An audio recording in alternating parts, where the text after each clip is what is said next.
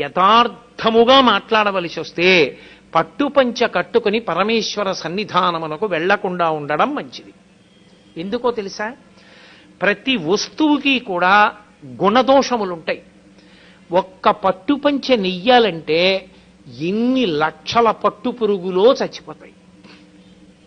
Mulberry ఆకులు పెట్టి పట్టు పురుగుని పెంచి బాగా కడుపు నిండా తిని అది పట్టు దారాన్ని చుట్టూ అల్లుకుని పట్టుగూట్లో మెత్తగా ఉంది కదా అని పడుకుంటుంది.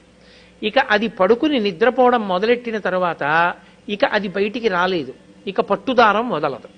ఇప్పుడు ఆ పురుగును ఒక్కదాన్ని తీసి బయటపడేయాలంటే పట్టు కాయని కోసేయాలి. కోసేస్తే దారం ఇంతంత ముక్కలైపోతుంది.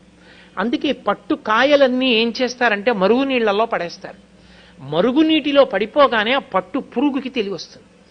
అది బయటికి వెళ్ళిపోవాలని దారాల మధ్యలోంచి వెడుతున్న మరుగునీటికి శరీరం ఉడికిపోతుంటే గిల గిల గిల గిల కొట్టుకుంటుంది. కొట్టుకుని బయటికి వెళ్లే మార్గం లేక తానల్లుకున్న గూట్లో తానే చచ్చిపోతుంది. చనిపోయిన తరువాత పట్టుకాయని తీసుకొచ్చి కండికి పెట్టి తిప్పుతారు.